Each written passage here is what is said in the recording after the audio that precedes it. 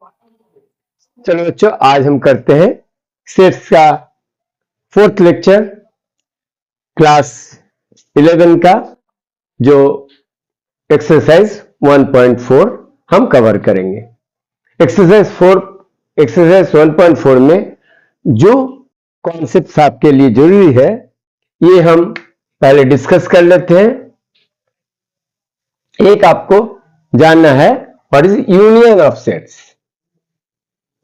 Union of sets. Second है intersection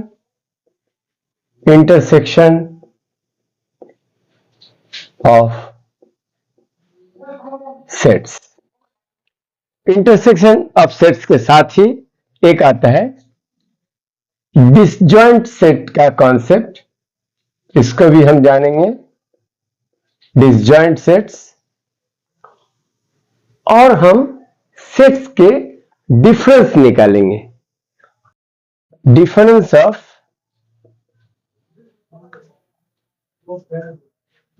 two sets.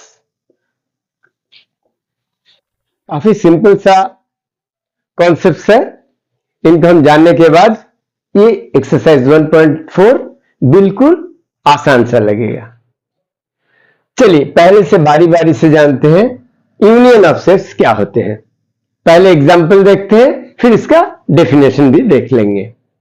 अगर हम एक एग्जांपल लेते हैं, ए एक सेट है, 1 2 3 4 इस तरह के इनमें एलिमेंट्स हैं, और बी एक सेट है, जिसमें ए बी एंड सी इनके एलिमेंट्स हैं। तो ए के एलिमेंट्स 1 2 3 4 और बी के एलिमेंट्स ए बी एंड सी। इनका अगर यूनियन बनाएंगे तो यूनियन से आपको वर्ड से पता चल रहा है ए यूनियन बी। इसका सिंबल यूनियन का इस तरह का होता है, बिल्कुल इंग्लिश अल्फाबेट का यू के जैसा है। और ये भी एक सेट है जिस सेट में ए के सारे एलिमेंट्स रहेंगे, और ये यूनियन है, इसलिए बी के भी सारे एलिमेंट्स इसमें रहेंगे। यानी कि union of two sets is a set which consists of the elements of set first set and element of second sets। इसमें और कुछ भी नहीं रहेगा, सिर्फ जितने भी एलिमेंट्स ए के हैं वो रहेंगे और जितने भी एलिमेंट्स बी के हैं वो रहेंगे, इसके अलावा कुछ भी नहीं रहेगा। चलिए एक दूसरा एग्जांपल भी देखते हैं। सी मान लीजिए एक सेट है जो A B C D and E है, और एक सेट डी है जहां पर सिर्फ वावेल है ए ई आई ओ एंड यू। इनका जब सी यूनियन डी निकालेंगे तो क्या बताया था, this set will contains all the elements of C and all the elements of D। तो A, B, C, D, E, A तो ऑलरेडी आ चुका है and elements cannot be repeated, so A यहां पर आ चुके, E भी यहां पर आ चुके हैं। I आपको लिखना है I O and U। C union D बन गया A, B, C, D, E and IOU। Hope आपको यूनियन क्या होता है वो आपको समझ में आ रहा है। चलिए अब देखते हैं इंटरसेक्शन ऑफ सेट्स। इंटरसेक्शन क्या होता है, ये बन गया यूनियन, और जब हम सी इंटरसेक्शन डी निकालेंगे, इसी एग्जाम्पल में अगर सी इंटरसेक्शन डी निकालेंगे, देखिए गौर कीजिए इंटरसेक्शन का सिंबल कैसा होता है, इसको जब उलट दीजिए तो ये बन जाता है इंटरसेक्शन का सिंबल। तो इंटरसेक्शन का मतलब क्या है, those elements which are common in the two sets are called intersection. Intersection of two sets are the set that contains the common elements of these two sets। तो यहां पर common elements क्या क्या है आपको दिख रहा होगा, ए यहां भी है, ए यहां भी है, इसलिए सी और डी में कॉमन एलिमेंट ए है, फिर ई है और कुछ है नहीं, यहां तो सिर्फ वॉवेल्स था और यहां पर वॉवेल्स सिर्फ ए और ई है, यानी कि सी इंटरसेक्शन डी ए और ई। इसे अगर आप इस तरह से रिप्रेजेंटेशन में देखते हैं, ग्राफिकल देखते हैं, मान लीजिए सी ए बी सी डी और ई है, एक ए बन गया सी सेट और एक डी सेट है, वो ऐसा है, एक दूसरा सेट है जिसमें ए ई आई ओ यू। अब आप देख रहे हैं सी सेट में क्या है, ए बी सी डी ई, और डी सेट में क्या है, डी सेट में है ए ई आई ओ यू। तो आप देख रहे हैं सी और डी में कौन सा कॉमन है, ये एरिया कॉमन है, that means C intersection D हम इस तरह से भी दिखा सकते हैं, इस तरह से ग्राफिकली भी दिखा सकते हैं कि इसका इंटरसेक्शन हो रहा है ए कॉमा ई। उम्मीद है आपको इंटरसेक्शन ऑफ सेट्स का कॉन्सेप्ट समझ में आया है। अब देखते हैं तीसरा कॉन्सेप्ट है डिसजॉइंट सेट्स। डिसजॉइंट सेट्स का बच्चों ये टर्म्स भी इस तरह के हैं जिससे आप समझ रहे हैं जिसका कोई ज्वाइनिंग नहीं है। यहां पर जैसा इंटरसेक्शन में हम देख रहे थे सी और डी में कुछ एलिमेंट्स कॉमन थे, और अगर आप फर्स्ट एग्जांपल देखते हैं ए में, ए सेट अगर करते हैं तो ए में 1 2 3 4, और बी में क्या है, बी में है ए बी एंड सी। इसका कोई इंटरसेक्शन निकलेगा क्योंकि there is no common elements in A and B, so this type of sets where none of the elements are common, they are called disjoint sets. तो इस तरह के सेट हम कहेंगे A and B are disjoint sets.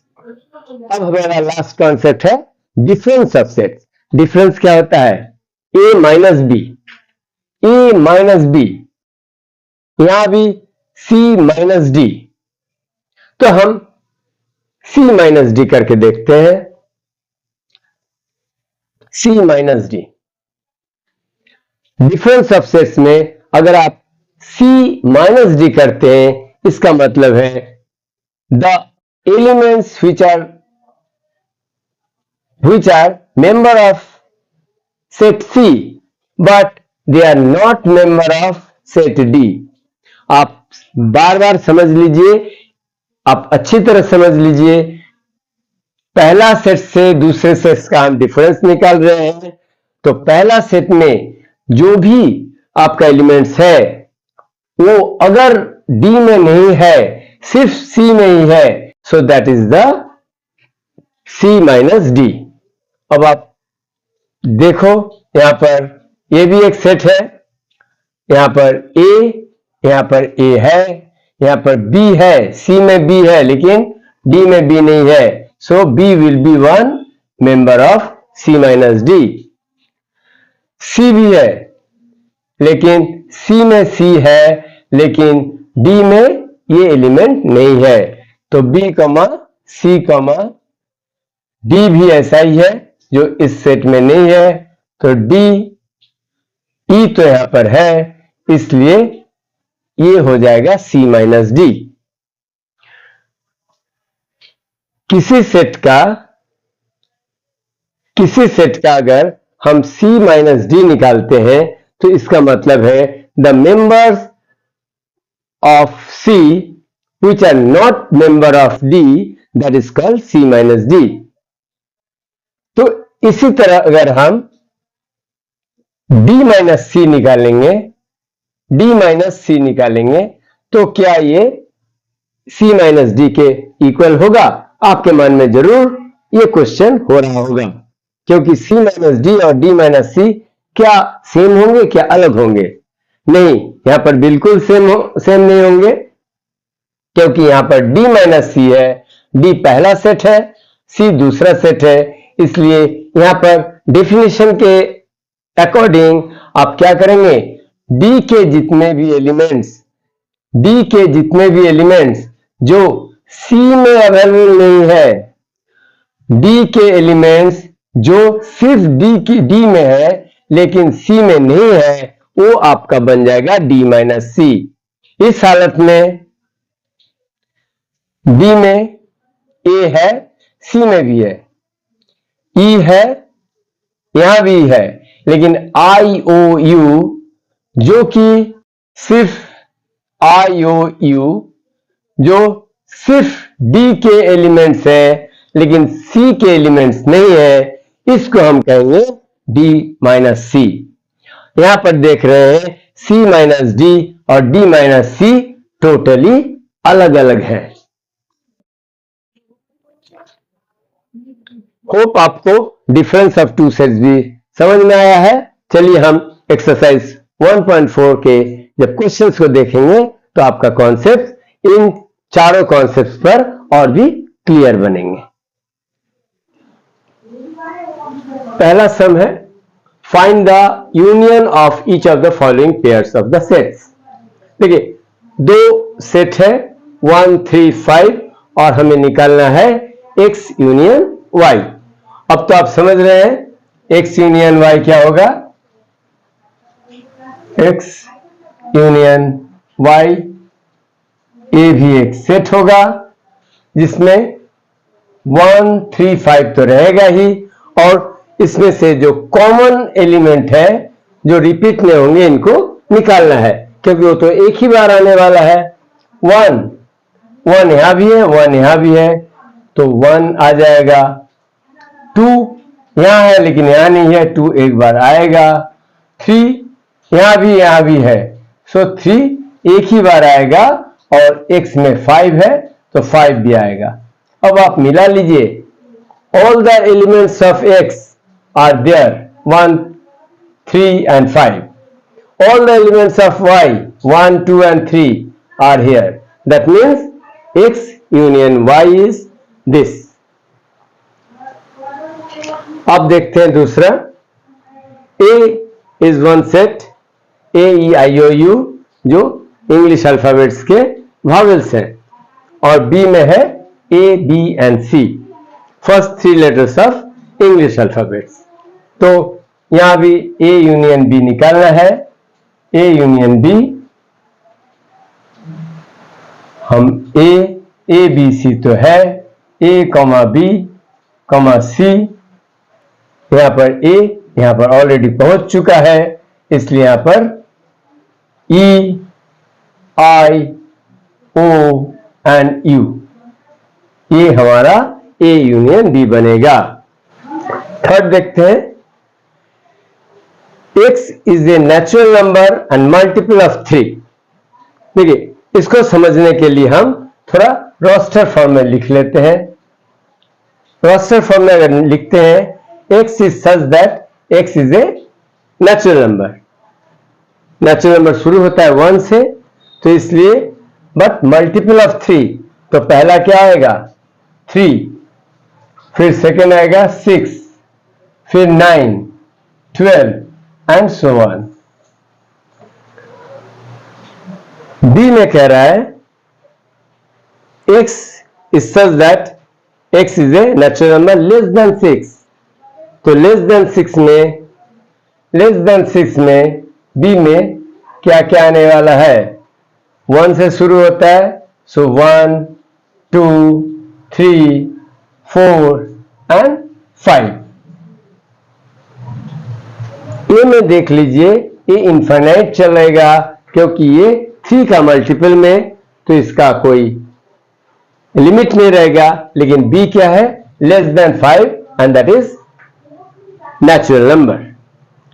सो यहां पर आप देख रहे हैं ए यूनियन बी अगर हम निकालेंगे तो 1 2 4 5 तो रहेगा, 1 2 4 5 तो रहेगा, and multiples of and all multiples of and multiples of 3।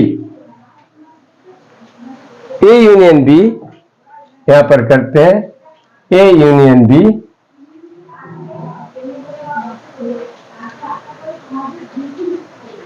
Less than 6, इसमें 1 2 सॉरी यहां पर 1 2 4 5 and all the multiples of 3। सो इस तरह से A union B 1 2 4 5 and multiples of 3, जिसमें 3 6 9 12 etc. सारे मल्टीपल्स ऑफ 3 आ जाएंगे। सेकेंड सवाल में देखिए, दिया हुआ है A is a set A, B और B is A, B, C। Is A is a subset of B। क्या A B का सबसेट है? आप देख रहे हैं, आप सबसेट पढ़ चुके हैं। सबसेट क्या होते हैं? जब A के सारे एलिमेंट्स B में रहेंगे तो कह जाते हैं A is a subset of B। यहां पर आप क्लियरली देख रहे हैं A, B B में मौजूद है, इसलिए आप लिख सकते हैं yes A subset of B as all the elements are present as elements of B. All the elements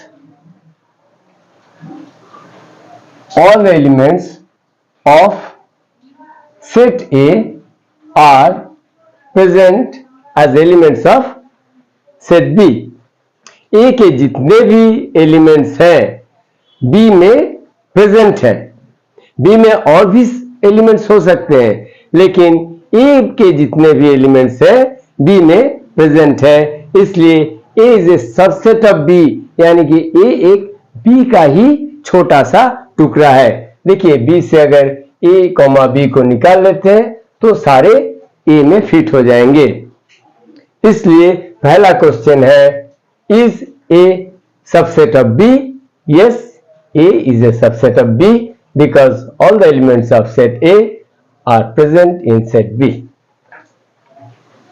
Second question है what is A union B? So A union B अगर निकालते हैं, A union B अगर निकालते हैं तो देखिए A union B क्या है? A, B, यहां पर A B तो है, सिर्फ C है, एक्स्ट्रा C। अब आप सोच रहे होंगे A B C तो सेट B ही है, तो आप A यूनियन B ऐसे लिखिए, या तो आप लिखिए A union B equal to set B। A union B A, B, C लिखिए, या तो सेट B को ही लिख दीजिए, ये तो इक्वल हो रहा है। What is A union B? That means when A is a subset of B, that means A union B is nothing but set B। बच्चों 2-4 क्वेश्चन स्किप कर रहे हैं क्योंकि यूनियन काफी इजी लग रहा होगा, और यूनियन ऐसा ही होता है जब दोनों सेट्स को मिला के एक सेट बनाते हैं तो यूनियन है। तो ये आप जितने भी क्वेश्चंस हैं इसको खुद से भी ट्राई कर सकते हैं। अब इंटरसेक्शन का एक दो देख लेते हैं। क्वेश्चन नंबर 5 में कहा है find the intersection of the pair of sets in question number 1। तो क्वेश्चन नंबर 1 में एक ये भी सवाल था, A is a set AEIOU and B is a set of having elements A, B, C। तो इसका इंटरसेक्शन का साइन देंगे, U को जस्ट उल्टा कर देंगे, और ये एक ऐसा सेट होगा जो A और B का जो एलिमेंट्स कॉमन है, यानी कि A यहां भी है, A यहां भी है, इसलिए A लिखेंगे। फिर देख रहे हैं AEIOU, तो क्या आपको A के अलावा कुछ भी आपको कॉमन लग रहा है? A इंटरसेक्शन B में इस फर्स्ट एलिमेंट A, इसके अलावा कुछ भी कॉमन नहीं है, so there is only single element common in A intersection B। So A intersection B क्या बनेगा? एक लोन एलिमेंट होगा जो A है। चलिए, A और B दो सेट है, इसका हमें इंटरसेक्शन निकालना है। यह दिया हुआ है A set is such that X is a natural number, X is such that is a natural number and X क्या है? 1 से ग्रेटर है और 6 से स्मॉलर है और 6 का इक्वल है। तो जैसा हम करते हैं इसको रोस्टर फॉर्म में कर लीजिए तो समझने में आसान होगा। X क्या है? 1 से बड़ा है और नेचुरल नंबर है, यानी कि 1 के बाद तो 2 ही आने वाला है। 2, 3, 4, 5 एंड 6, क्योंकि 6 का इक्वल भी है। और B सेट का अगर मेंबर आप देखते हैं तो B जो X है, X such that X is a natural number and X is greater than 6, यानी कि 7 है, 8 है और 9 है, लेस देन 9। अब आप देखिए, अगर हम A यूनियन B लिखेंगे तो क्या एक भी एलिमेंट्स आपको मिलेगा? एक भी एलिमेंट्स नहीं है, 0 एलिमेंट्स। तो ऐसे एलिमेंट्स क्या होते हैं? ऐसा सेट्स को हम नल सेट कहते हैं, क्योंकि ये जो A इंटरसेक्शन B का जो सेट है उसमें एक भी एलिमेंट नहीं है, इसको हम नल सेट कहेंगे, इसलिए इसको phi से डिनोट करेंगे। तो आप समझ रहे हैं इसका किस तरह से A इंटरसेक्शन जब B निकालते हैं तो phi होता है। अब बच्चों, आपको जब डिसजॉइंट सेट बताया था तो ये एक सेट, एक A और B डिसजॉइंट सेट्स का भी एक एग्जांपल है, क्योंकि no elements are common in A and B। चलिए, ये है डिफरेंस ऑफ सेट्स। A दिया हुआ है, B दिया हुआ है, C दिया हुआ है, D दिया हुआ है। अब आपका ये काफी सारा है, हमने तो कुछ ही 4-5 यहां पर आपको बताएंगे, तो आप खुद से भी कर सकते हैं, क्योंकि कॉन्सेप्ट में हम बता चुके हैं A माइनस B क्या होते हैं। A के वो एलिमेंट्स जो सिर्फ A में है लेकिन B में वो नहीं है। तो ये डेफिनेशन से ही आप इसको आसानी से सॉल्व कर पाएंगे। A माइनस B, ये भी एक सेट्स ही होंगे जो A में है लेकिन B में नहीं है। देखिए, A में 3 है लेकिन यहां पर 3 नहीं है। 6, 9, तो हम तो 3 6, 9 यहां तक आराम से लिख सकते हैं।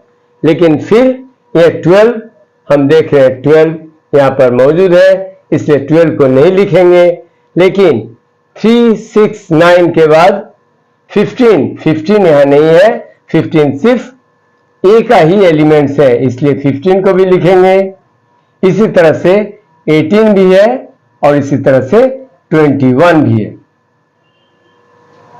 Those elements which are only they belong to A but they don't belong to B, that is A minus B.